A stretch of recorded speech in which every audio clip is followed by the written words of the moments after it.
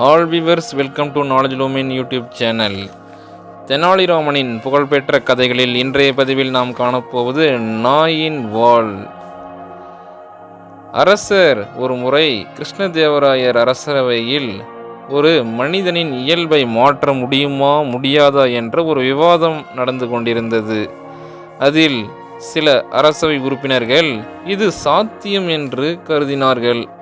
ஆனால் மற்றவர்கள் ஒரு நாயின் வாளை நேராக்க முடியாது என்றும் சிலர் கூறினார்கள். மேலும் அதேபோல் ஒரு மனிதனின் இயல்பை மாற்றுவது சாத்தியமில்லை என்றும் நினைத்தார்கள். ஒரு சிலர் சாத்தியம் உள்ளது என்றும் நினைத்தார்கள். நாயின் வாள் என்னும் தலைப்பு சாத்தியம் என்று ஆதரவாக பேசிய நீதிமன்ற உறுப்பினர்களில் ஒருவர் ஒரு முறை முயற்சி செய்தால் நாயின் வாளை நேராக்க முடியும் என்று கருத்து தெரிவித்து உறுதியளித்தார். ராஜா இதனை மிகவும் வேடிக்கையாக, சரி, நீங்கள் முயற்சி செய்ய வரவேற்கிறேன் என்று கூறினார். அதற்கு ஆதரவாகவும் போட்டியாகவும் ராஜா 10 பேரை தேர்ந்தெடுத்தார். அந்த 10 பேர்களில் அவர்களில் தெனாலிராமனும் ஒருவர். ஒவ்வொருவருக்கும் ஒரு நாய்க்குட்டி வழங்கப்பட்டது. 10 நாய்க்குட்டிகளை தேர்ந்தெடுத்து அதில் அந்த 10 பேரும் ஒவ்வொருவருக்கும் ஒரு நாய்க்குட்டி வழங்கப்பட்டது. தெனாலிராமனுக்கும் ஒரு நாய்க்குட்டி வழங்கப்பட்டது. மேலும் இந்த பணியை செய்ய அவர்களுக்கு 6 மாத காலத்திற்கு ஒவ்வொரு மாதத்திற்கும் 10 பொற்காசுகள் வழங்கப்பட்டன. இதனை கிருஷ்ணதேவராயர் வழங்கினார்.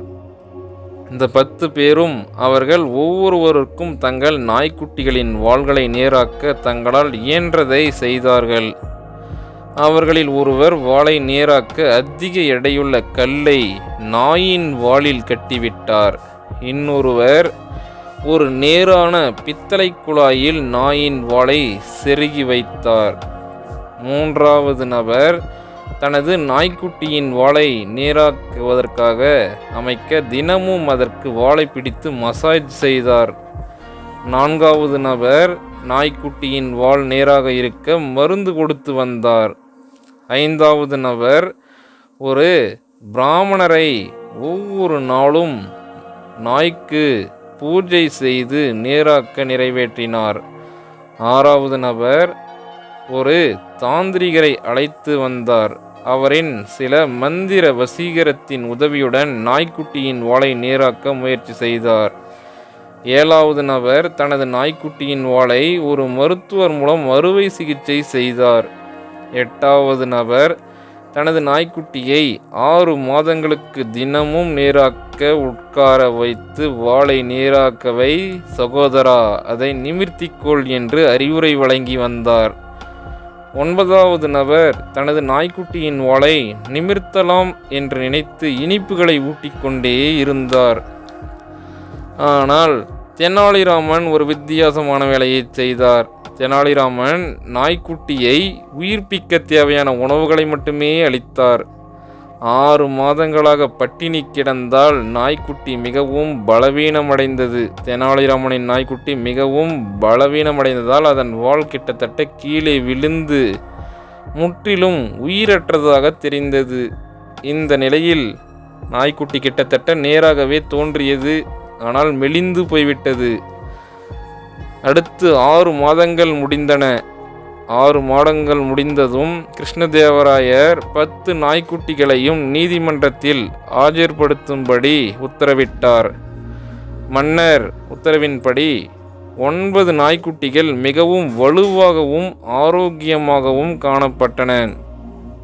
முதல் நாய்க்குட்டியின் வாளில் இருந்த எடையை அகற்றிய போது மீண்டும் நாயின் வால் வளைந்து விட்டது. வளைந்த நிலைக்கே திரும்பியது.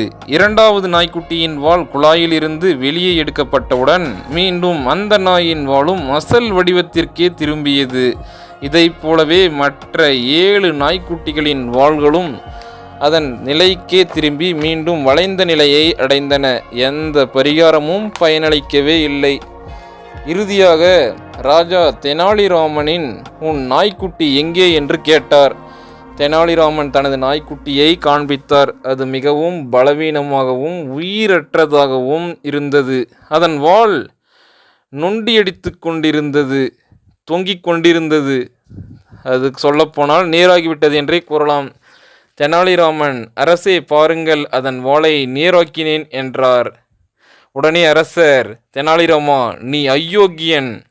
மன்னன் அவனை நோக்கி, நீ அதை பட்டினியால் சாகடித்திருக்கிறாய், அதனால் வாளை அசைக்கக்கூட முடியவில்லை என்று கத்தினார்.